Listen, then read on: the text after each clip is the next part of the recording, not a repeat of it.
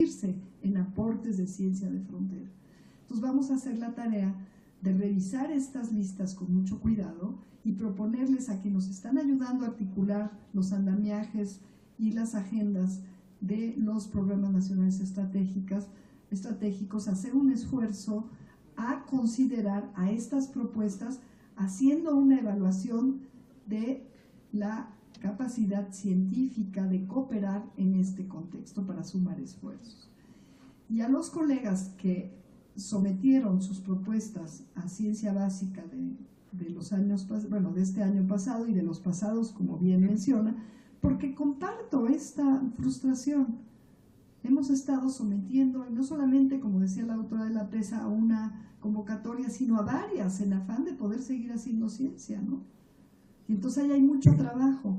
Creo que la manera mejor de recuperar ese trabajo no es a través de estos vericuetos de falta de transparencia y de confusión, sino a través de un diálogo directo con la comunidad para pedirles que los que están haciendo ciencia en la frontera y que no se ven identificados con este trabajo articulador de los programas nacionales estratégicos, también planteen proyectos articuladores de los que ya se presentaron en la convocatoria. Nosotros podemos hacer algunas propuestas. Yo ya vi 3, 4 proyectos de un área que si se unen pueden tener mucho mayor posibilidad de aportar en la frontera que si los presentan separados y compitiendo entre sí. Entonces, esta nueva convocatoria, que va a ser la única de ciencia de frontera de este año y que va a tener más recursos que los que se asignaron a ciencia básica el año pasado, y vamos a tratar de que sea significativamente mayor, va a tener una modalidad de proyectos ambiciosos que impliquen la colaboración de varios grupos de investigadores, de varias entidades y al menos 2 instituciones. Ya les estoy compartiendo aquí algunos de los lineamientos que muy pronto van a salir publicados y que nos planteen una propuesta realmente ambiciosa y que garantice o que por lo menos aumente las posibilidades de hacer aportes desde México a la frontera del conocimiento. Entonces, les vamos a invitar a que ustedes nos ayuden a colaborar para ir mejorando y transparentando y haciendo, como bien lo dices, mucho más pertinente la evaluación científica que necesariamente, si queremos prometer aportes a la frontera, tiene que estar enmarcada en la ciencia universal si lo estamos planteando desde este punto de vista de la academia occidental, ¿no? Entonces espero haber dejado claro cuál es nuestro propósito y nuestra postura en torno a este malestar que deriva no de propuestas nuevas, sino de los modos mediante los cuales se estuvo convocando y tratando a la comunidad científica empeñada en aportar desde la academia, ¿no? No solamente en esta convocatoria, sino en otras. Porque no quisiera terminar con esto, en este diálogo, y escuchar al resto de los colegas. Tengo acá que hay 12 personas más que quieren preguntar. No quisiéramos y no debemos hacernos responsables y profundizar, confundir o acarrear procedimientos y responsabilidades que no dependen de nosotros. Hola, buenas tardes, doctora. Leonardo Domínguez, del Universal. 3 preguntas concretas. ¿Qué pasa con la descentralización del Consejo? ¿Se van a mudar? ¿Tienen una fecha exacta? ¿Cuál es el plan de la acción? La segunda, ¿cuántas personas se despidieron en la agencia informativa CONACYT y a qué obedece esta indicación o esta decisión? Y la tercera, y me gustaría que andáramos un poquito aquí, entonces, bajo lo comentado, el apoyo a las academias, sociedades científicas solo va a durar 6 meses más y hasta ahí. Bueno, primera pregunta. El CONACYT no se va a descentralizar este año y el planteamiento que estamos haciendo en conjunto con el presidente de la República es hacer una descentralización multicéntrica a través de los centros públicos de investigación y colegas que van a estar articulados con ellos, aterrizando los programas nacionales estratégicos y la posibilidad de tener una presencia cualitativamente mayor en La Paz ya se está dando a través de proyectos en colaboración. Por ejemplo, en varios de los FOMICs, uno de los proyectos que se repetía es el de la llamada mejora regulatoria para los municipios. Tenemos ya una colaboración con el presidente municipal de La Paz, Baja California, para que en su entidad y con recursos mutuos de CONACYT y de La Paz se establezca un modelo de mejora regulatoria que pueda ser eventualmente compartido por otros municipios. Y como esta iniciativa estaremos entablando iniciativas importantes en colaboración con La Paz, en donde hay una capacidad científica y un ímpetu también de cambio tecnológico y de participación en la innovación muy importante. Y la valoración de administrativamente pasar para allá, sobre todo la administración central, nos está llevando a la conclusión, más allá de que el propio presidente de la República decidió que el CONACYT no iba a entrar en esta primera fase de oficinas a descentralizarse, implica que el CONACYT atiende en un más de 90% a colegas y estudiantes que están en la Ciudad de México, muy cerca de la Ciudad de México, recibiendo en promedio de 300 a 700 usuarios. Entonces, no se puede, de hecho, mudar la administración central de CONACYT por esta razón. Sería inviable en términos de gasto ecológico, todos los viajes en avión que se tendrían que hacer, todos pasando por la Ciudad de México, y además en términos de ineficiencia administrativa. Y hoy por hoy la ley mandata que el Consejo Nacional de Ciencia y Tecnología esté asentado por esta razón en la Ciudad de México. Pero sí estamos comprometidos con una descentralización sustantiva, sobre todo articulándonos con las universidades de provincia y los centros públicos de investigación. Nosotros no despedimos a ninguna persona de la agencia de noticias. Aclaro, para usted y para todos los que aquí están, que esta agencia de noticias dependía de un despacho que por uno de estos contratos de el llamado outsourcing mantenía el Consejo Nacional de Ciencia y Tecnología, cuando tenía toda una estructura de comunicación prácticamente congelada o desviada a otras funciones. Lo único que estamos haciendo es ya no seguir con esta política, porque además es un mandato general de todo el servicio público, y yo no sé cuántas personas va a despedir el despacho que tenía contratadas a las personas en este outsourcing. Esto no nos corresponde, nosotros no hemos despedido a una sola persona de esta,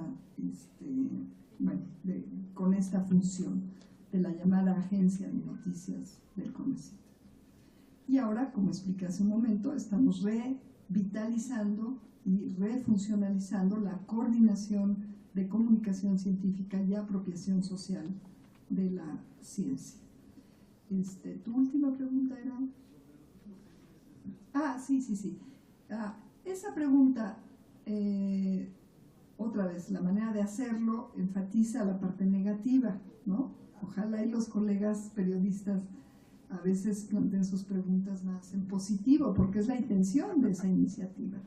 Estamos convencidos de que esa política de apoyo a las academias y a las sociedades científicas debe de cambiar.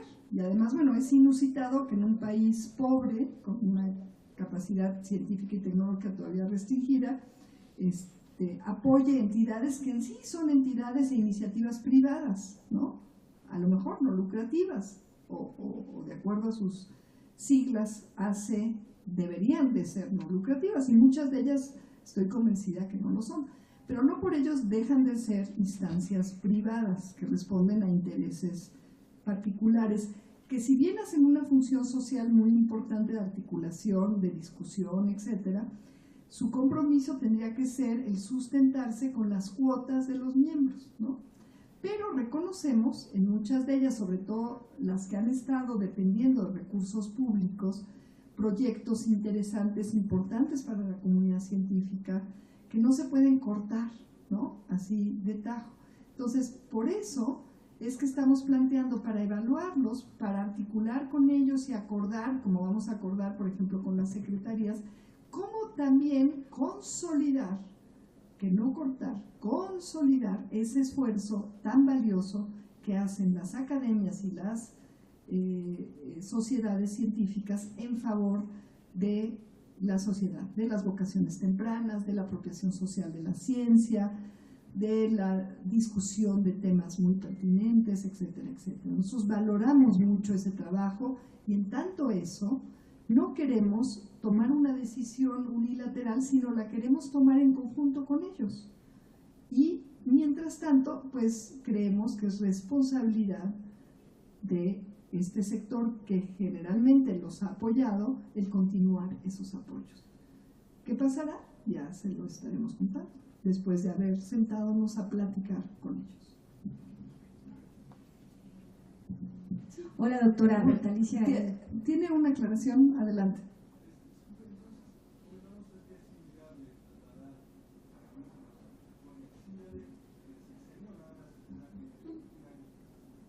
Eso no lo sé, es algo que tengo que platicarlo y obviamente tendré que escuchar, sobre todo el mandato del señor presidente, y él es el que fija la política, y también en acuerdo y en congruencia de cómo vayan los avances del resto de los sectores, ¿no? Entonces eso todavía no lo sabemos. Estos son algunos de los lineamientos. Lo importante es que vamos a hacer efectiva esa intención sustantiva y profunda del presidente de descentralizar, en este caso, la actividad de las humanidades, ciencias y tecnologías de manera decidida mediante muchos proyectos efectivos en todo el territorio nacional. Doctora, buenas tardes. Bertalicia Galindo, Alcanzando el Conocimiento. Bueno, pues justo saludarla. ¿Y qué va a pasar en ese sentido con la Academia Mexicana de Ciencias, con el Foro Consultivo y con el CCC en ese sentido de articular o seguir financiándolos y esa relación de antaño tenían con CONACYT? Y también, ¿cuándo estará listo el PECITI, la presentación del PECITI? ¿Cuáles son las metas para este año en concreto en toda esta nueva estrategia del CONACYT? Y en proyectos como el GTM, bueno, hace poquito en una columna ahí se publicó que había problemas de huachicoleros que no dejaban subir a los investigadores del GTM. Y si este tipo de grandes proyectos que, bueno, se tardaron pues muchos años más de lo que se tenía planeado, 20 años en lugar de 8 de construirse, si van a seguir todavía financiándose o ya no. Muchas gracias, Bertalicia, por tus preguntas. Empiezo por la última, ¿no? Lo que vamos a hacer es también una política de evaluación de estos grandes proyectos, los que están en curso y los nuevos, con comisiones especializadas internacionales que nos permitan plantear la pertinencia de que México haga estas grandes inversiones y de asegurar los mecanismos para que no se alarguen y sigan siendo un pasivo de alguna manera sin rendir frutos a la nación. Entonces estamos en el proceso también de convocar a colegas en cooperación y articulación profunda con los encargados de estos grandes proyectos de infraestructura, tanto de los que están en curso como el GTM, como de los nuevos proyectos. Sí recibimos con preocupación esta noticia de falta de seguridad en torno a las instalaciones del GTM.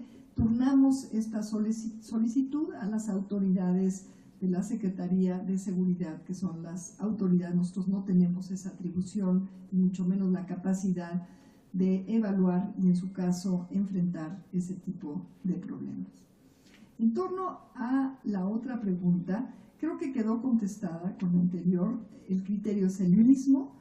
Necesitamos entablar diálogos muy profundos, no solamente con las academias, con las sociedades, con los diferentes foros, ¿sí? Con, por supuesto, el Consejo Consultivo Científico, con quien me he reunido ya varias veces para escuchar sus propuestas, sus ideas. Son este Consejo Consultivo Científico, para quien no lo sepa, aglutina a todos los premios nacionales de este país. Yo soy parte de este Consejo Consultivo Científico, entonces me he reunido con ellos, los conozco, hemos entablado un diálogo muy respetuoso, muy riguroso también en términos de algunas prioridades que ellos mismos han puesto sobre la mesa en administraciones pasadas. Las estamos estudiando con mucho cuidado.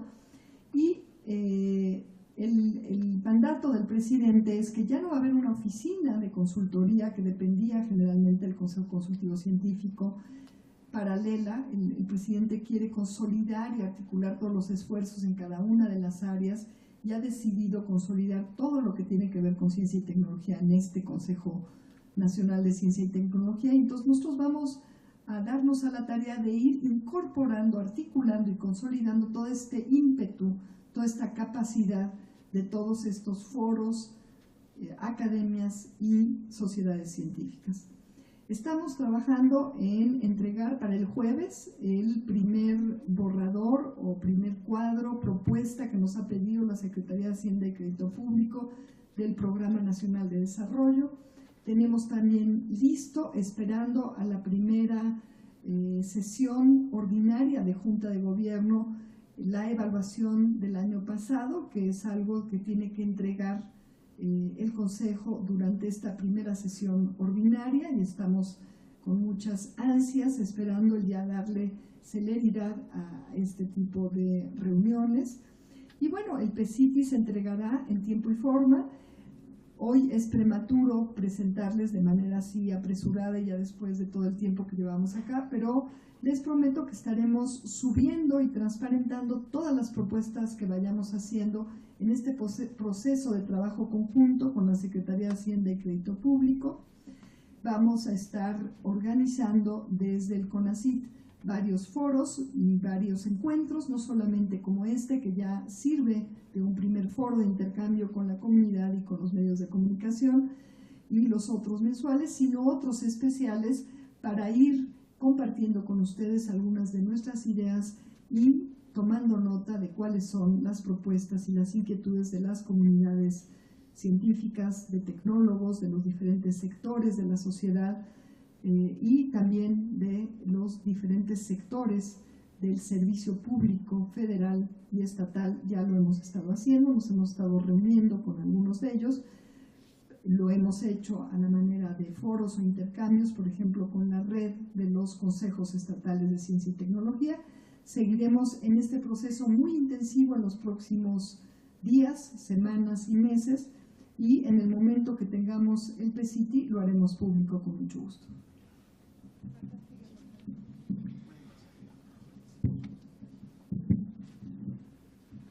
Buenas tardes, gracias doctora. Soy Rodolfo García de Facultad de Medicina. Aquí tenemos la carta que no nos dio tiempo al principio de entregarla. Gracias por su atención, por sus explicaciones y la solidaridad. De todas maneras, se me hace un poco lamentable que no que a pesar de que se reconozcan las fallas en el proceso, las injusticias, la respuesta sea apliquen en la nueva convocatoria, porque bueno, ya sabemos todo el tiempo y el esfuerzo que invertimos todos los investigadores que logramos sus dictámenes. Yo creo, seguramente, hay muchos proyectos excelentes que no cayeron en las listas de altamente recomendados.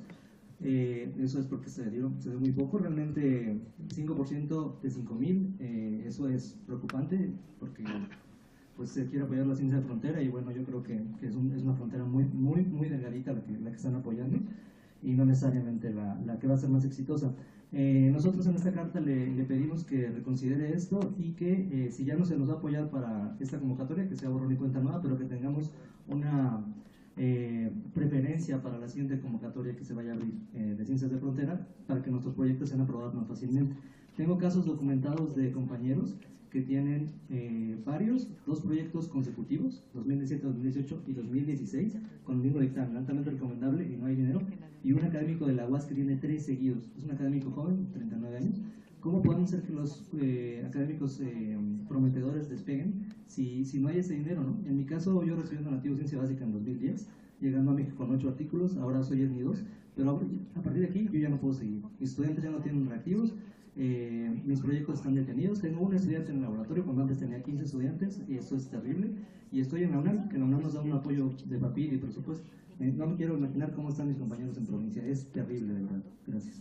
Estoy completamente de acuerdo y nada más otra vez enfatizar que ese apoyo nimio a la comunidad científica para poder aportar en la frontera del conocimiento corresponde a la historia de la administración pasada. ¿no? Entonces, es muy importante que ustedes tengan confianza en que la prioridad de este consejo va a ser apoyar realmente los proyectos con capacidad de aportar en la frontera, mediante estas dos iniciativas que les platiqué hace un momento. Lo que les propongo, y bueno, me gustaría mucho leer esa carta y estoy con mucho interés de escucharlos y espero que varias de las preguntas que vienen sigan abundando en lo concreto como lo ha hecho usted, de cuáles son sus preocupaciones. Este tema de la preocupación de investigadores jóvenes con posibilidad de aportar a nuevas visiones me parece fundamental. Y si a la doctora de la PESA le parece bien, les propongo que ustedes organicen una comisión o vengan tantos como quieran a establecer un diálogo muy profundo en términos de sus preocupaciones, de sus propuestas, y pensemos cómo articular toda esta frustración acumulada de los años atrás, ¿no? Me parece muy lamentable, por ejemplo, que su laboratorio haya tenido que reducirse, si es que tenía pues un desempeño como lo indica, exitoso, y a pesar de estar en la UNAM protegido por fondos como el PAPIT y los recursos que la UNAM da a sus investigadores como presupuesto operativo, me parece un caso preocupante. La única cuestión es que hay muchos casos como este, entonces en conjunto con ustedes y que se han dado a la tarea de venir aquí, se los agradezco mucho, y de escribir una carta, y también se los agradezco, lástima que no me llegó antes, es importante que pues envíen ahora al correo actualizado, porque mi correo de Gmail, si es que se mandó ahí, se saturó y ya no estoy utilizando ese correo, ¿no? Entonces les daremos los correos actualizados para poder tener también una comunicación directa con los investigadores, con los estudiantes. Esto me interesa muchísimo y personal, pero lo que les propongo para realmente incorporar todas sus inquietudes y sus propuestas es que se establezca una reunión con la doctora Carmen de la Pesa para profundizar en cuáles son las posibilidades, ¿no? Yo creo que sí hay muchas posibilidades. Esta que plantea usted es una posible. A mí lo que me preocupa es que si los proyectos se han clasificado con criterios que no son transparentes, que no podemos recuperar, y con también criterios diferentes en torno a lo que es un proyecto con potencial de aportar en la frontera, a lo mejor nos podemos estar confundiendo, pero lo que es importante es que podamos estar claros de cuál es la demanda de recursos para mantener la capacidad instalada, porque si no es un absurdo, de aportar en la frontera del conocimiento y también en la frontera, pero articulados en los programas nacionales estratégicos. La propuesta es ambiciosa, pero es prácticamente involucrar a toda la comunidad científica, porque llevamos años, como bien lo resume su inquietud, con una gran comunidad de científicos jóvenes, maduros y ya con muchos años de experiencia y de estudiantes, que la mayoría no tienen los recursos para poder hacer su trabajo.